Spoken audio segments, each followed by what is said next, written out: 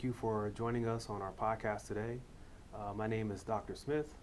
I am an assistant professor in the School of Africana and Multicultural Studies. Today, we are blessed to have as our guest Father Brown. Father Brown is the director of the School of Africana and Multicultural Studies. And if you could tell us a little bit more about your background. Well, I'm one of the few people, I guess, on campus who actually knows your first name, which is also Joseph, like mine is. Yes. So we'll start off with those kinds of introductions, that you are Dr. Joseph L. Smith. Yes. I'm Reverend Father Dr. Joseph A. Brown, S.J., Ph.D., which is how I always sign my name, because I have been a member of the Roman Catholic Order of Priests and Brothers called the Society of Jesus for 61 years now as of 2023. And I've been an ordained Catholic priest for 51 years. And I have been at Southern Illinois University since 1997, when I came to direct the minor in Black American Studies, because the university had decided it would never be a major. And then in 2010, when it became a major, because I said so, I became the chair of the Africana Studies Department. And then when the university in 2017 decided or suggested that we eliminate Africana Studies, and people pushed back against that idea, we then had a major reorganizing effort on this campus starting around 2017. And they said that we probably should merge and disappear after that reorganization. So now we have the School of Africana and Multicultural Studies. So one of the elements of what I teach in Black cultural studies is persistence. That's one of the tenets that I have. There are three: resistance, persistence, and transcendence. And I don't know how we could ever study anything that deals with the African culture wherever it's found without understanding that all three of those elements are how people behave to be Black, however you mean that. Because too often when people talk about, oh, why are you always studying that Black stuff? You know, there ain't nothing about slavery and this and that. It's all so negative.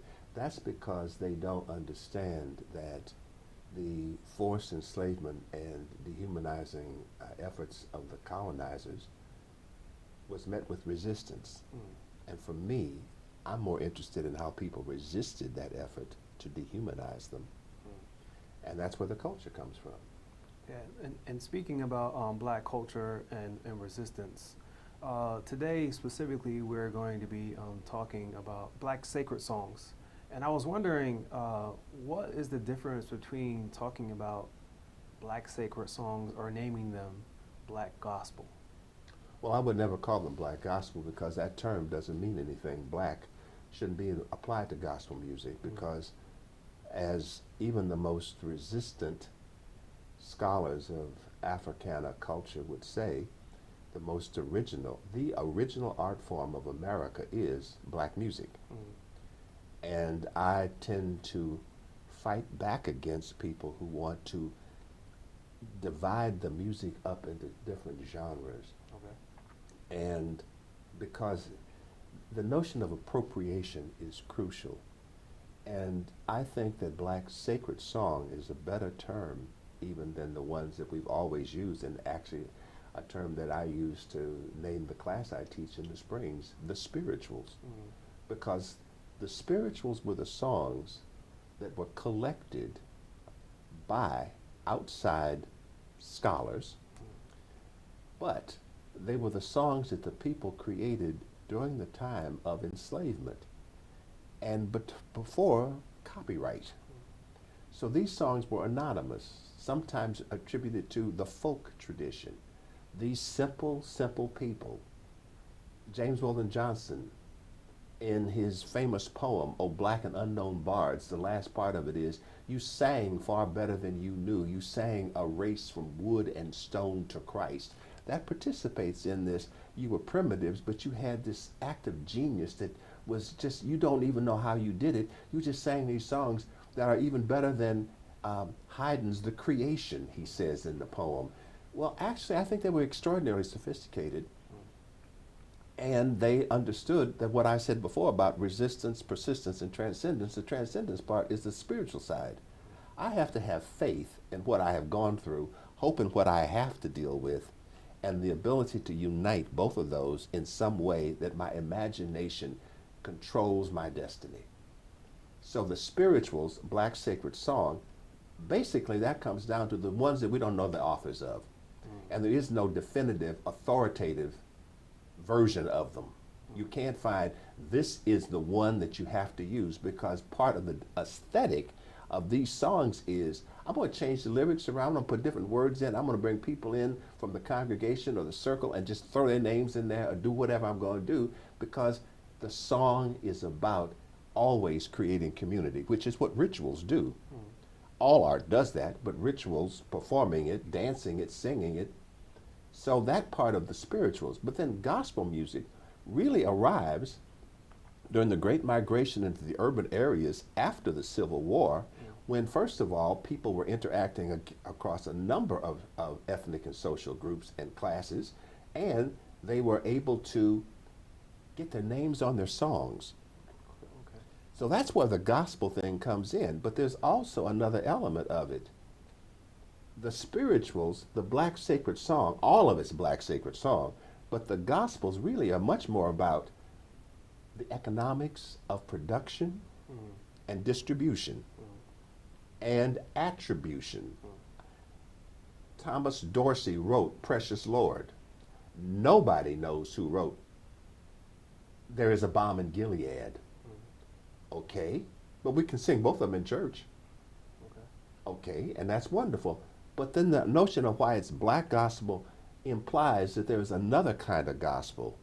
And my basic attitude on that is, well, once again, you folks came over, heard us sing, and then took it back to your church, and you've got the same chords, the same beats, and the same songs. But what's so interesting is that quite often in black churches, you'll hear songs that were composed by and performed by white church musicians back into the black church, because it fits my spirit. And as long as it fits my spirit, it's open for anybody. So I'm wondering if we can move to an example of black sacred songs that you have used previous time in your classes. So maybe we can turn to that. Well, you know, we do have a song that I think we can get keyed up right nicely. It's a song. If the song is done by one of my teachers from a distance, from television, Odetta, who was one of the great exemplars of the folk tradition coming into the 1960s, 70s, and 80s.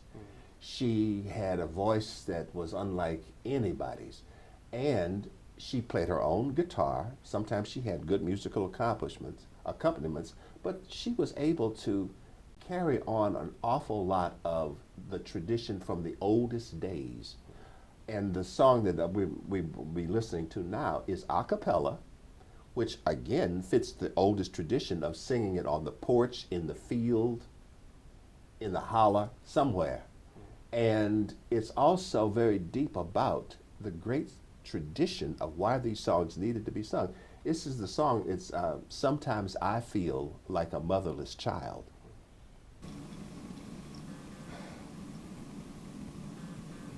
Along the way, come on,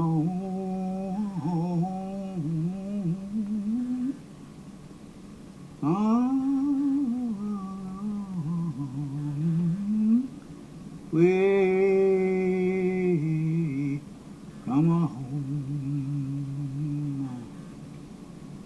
Sometimes I feel like a motherless child. Sometimes I feel like a motherless child. Sometimes I feel like I'm motherless child,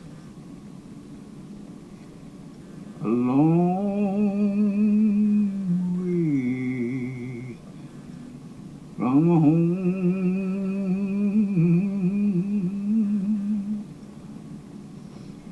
a long way from home. True believer,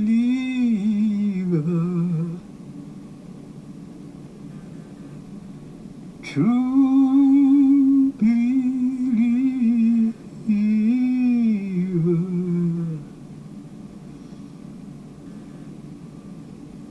not a long way from home,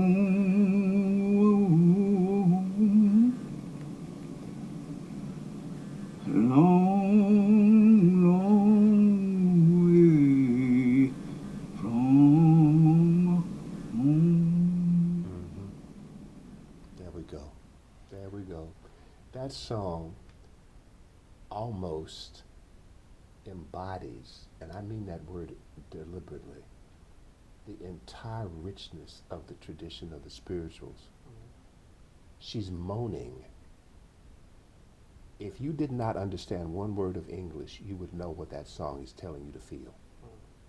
And I argue that that sound started on the slave castles, prisons on the west coast of Africa, and was carried over on the ships when people are recorded by people's diaries and journals as singing in the ship's holds. A howling melancholy is one phrase used by a ship's doctor. And that sound, if you didn't know the words, it would come to you and do something to you. And the first thing it would do is, sometimes I feel like a motherless child, not always, but I'm a long ways from home. That's the transported enslaved person. That's the displaced African enslaved in this country. That's the person whose mother or father, they watched them be sold or killed on a plantation, or they ran away and never saw their family again, a long ways from home. But if you're talking about it and you can remember Africa, that's home. As the great, great scholar of music, historian Bernice Reagan says, the song means what you intend for it to mean when you're singing it. But the song is always going to announce your existence, she says, and change the atmosphere of your space. Now, Odetta is singing this well advanced in her life, as far as years ago. What does home mean for an elderly black person? It could mean anything. I could be remembering, I could be dreaming about, but she's also letting the song bring in a spirit possession. Because when you hear this song, you can you can imagine what the people who first sang it and heard it and carried it through time were feeling. You go back in time and you bring forth this feeling on purpose, because once I get the feeling, I no longer am going to be imprisoned by the feeling.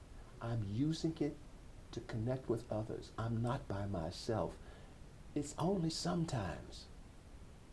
Because sometimes I don't feel like a motherless child. But while I'm doing this performance, I've got a community. Even if they're 25, 30, 50 feet away or 100 feet away in a field somewhere, we are bound by sound. And I'm doing that because I don't want to be alone. I don't want to be homeless. And that's a very sophisticated act. And that's where my black aesthetic theory comes in, that they knew what they were doing, they did it on purpose, and they knew that the way they did it was going to have the effect they intended. What my action will affect what I intend. In my Catholic church tradition, that's called a sacrament. It's performing something that changes you and all those around you. And it's bringing a spirit in that has power to change things. Now, when you talk about this ability for the spirit to change the folks who are listening to the sound that are in proximity to the song, does it depend on who the audience is? No, because all human beings have the same existence. You don't have to be black to know what it's like to feel like a motherless child. You could be kicked out of your home when you're 14 years old because your mama found out that you were gay. You can hear this song and you can go, I understand that.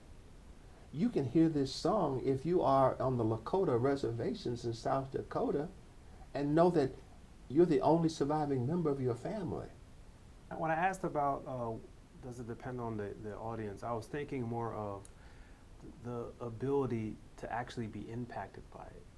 So I can imagine that, you know, as black slaves were singing this song as a means to create community and to survive, that their slave masters might have not heard it the same way. And so I'm thinking also... I'm not sure of that, because okay. you have evidences of people who came all the way over from Sweden or Germany or other places to visit relatives or friends in the South, and they wrote about the singing of the enslaved people and how deeply they were touched by it. But what I mentioned before about the phrase, the howling melancholy, that was written down in the journal of a white doctor on a slave ship. He was overwhelmed by the sound. He didn't know what the language was. He sent his African female interpreter down there to ask them what they were singing about. And they said that while they were asleep in the hold of the ship, they dreamed of home. And when they woke up and realized what their condition was, they started to sound. Yeah, if you're open to let your human condition feel this, I don't think they're going to hear that. Now, there are some songs which we could probably get to down the road in another 6 or 7 years, in which they did not even know that they were being laughed at in a spiritual. I got shoes, you got shoes, all God's children got shoes. When I get to heaven, I'm going to put on my shoes. I'm going to walk all over God's heaven. Heaven, heaven. Everybody talking about heaven ain't going there. Now the man with the gun standing there at the religious service trying to keep us quiet, you didn't know I just got through talking about you. You wearing shoes, you fool, and I ain't got no shoes because you figure if you put shoes on my feet, I can't run away so far. So guess what? I got shoes, I got shoes, I can't wear them till I get to heaven. I might mean Cincinnati, but don't tell nobody that. But everybody, you brought this preacher in here telling us, slaves, obey your masters. Be obedient in all things on this earth. Yeah, right. We really do believe that. We know that ain't from Jesus because we stole the Bible and read it. Nevertheless, you up there with the gun, we just gonna sing. Everybody talking about heaven. Jesus said that, didn't he? Well, guess what? Oh, thank you, Master. I'm so glad you like that song. And he goes back and says, you know, those darkies just love to sing and dance, and talk about you too, and you don't even know it. Because there's 3 levels of meaning here, and you too dumb to figure it out. And that's part of black culture too. Yeah. Signifying. It doesn't start in a nightclub with Red Fox. It starts in a slave song. Can you say something then a little bit more about the 3 pillars that you have: persistence, resistance, and transcendence, in regards to just the sound itself? Yes. I could cry, weep, and give up my identity as you beat me. Or I could moan in such a way, or you could be beating me and the 10 people that you forced to watch this happen start humming. In the movie 12 Years a Slave, there's a perfect example of that, when Solomon Northup has just been resisting everything about being falsely imprisoned and subjected to enslavement. And he's resisted everything, but one of the old slaves dies. And they're standing at a fence looking at the gravesite. And the people start singing, Roll, Jordan, Roll. And the next thing you know, this professional musician has caught on to the spirit, and he's changed in the film. Now, I don't know whether or not the director, he didn't call me and ask my consultation, but that's exactly an image of what I'm talking about. The song changed me. And the song is going to make you feel not so isolated. Now, if I'm standing there trying to get you through your beating by just humming, you know we understand you. You know we're with you. You know we're going to heal you when you get through. Or look at the songs in which they talk about how Jesus was whipped, beaten, scorned, ridiculed, and he never said a mumbling word. They're singing about Jesus never talking. I'm talking about somebody not talking. That's an incredible moment of appropriation of a scripture story. But I will resist you because I'm not going to turn into the animal you're trying to make me be by your beating or your rape or whatever. I will not do that. That's why they were on that boat singing those songs.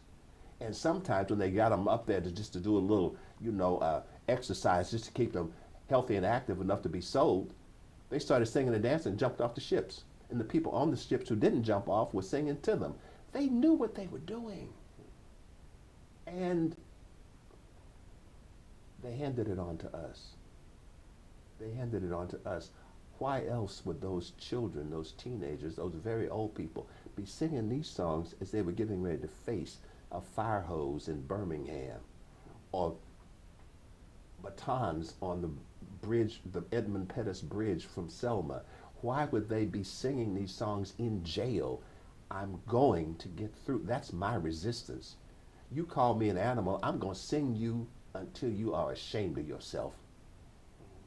Because if I put this song into me with the right rhythm, the right intonation, the right understanding, it will give me the strength to resist whatever you bring into me. Those songs have never died. We have never abandoned them. You got some of the young, brilliant, Rihanna Giddens has gone back and bringing these songs back into the current world. They will, if you know the story behind the song and you know why it was used, not to get happy in church for a second collection. Whenever my mother would go to a wake, because she wouldn't go to funerals, she would sit there at the wake and the organist is playing some, meditative music, and she'd get up finally and go, and we said, okay, it's getting ready. Could you play Just a Closer Walk with Thee? She'd come back, open up the purse, and take out the handkerchief because she's getting ready to cry. That song sparked that in her, and then she felt better. That's therapy.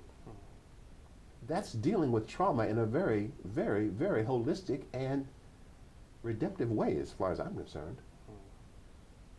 So as we're about to wrap up our conversation of today, is there one thing that you would really like to leave our audience in thinking about Black sacred music and the Black aesthetic? We have to stop thinking of people before us being more simple-minded, ignorant, and intuitive, and realize that they probably were as sophisticated and complex, or they would not have been able to create culture that endures, that is worldwide.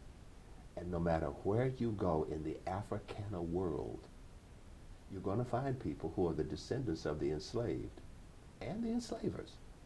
And you're going to see that those musical traditions from Brazil to Canada in this, quote, new world, they're the same traditions and the same motive for performing the music. I am not going to let you bring me down. And that's the song. Ain't no grave can hold my body down. Well, resistance, persistence, transcendence. I'm going to rise up. This song is going to give me the strength. If I can't do it bodily, I can do it with my imagination. That's the whole aesthetic. I will imagine something so profoundly performed that I will get you to share in what I am imagining. Well, we thank you for your time today, and we appreciate Well, thank you for this conversation. You appreciate, I mean, the insights that you really have about Black sacred music and the Black aesthetic. To persistence, resistance, and transcendence. Now do this in the right order.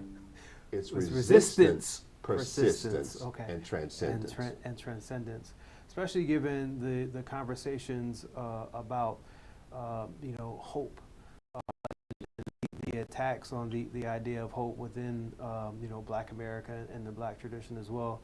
I find that the conversation that we had today very enlightening. So thank you again, and I appreciate it. Well, thank you for doing this, and I do mean that. Thank you.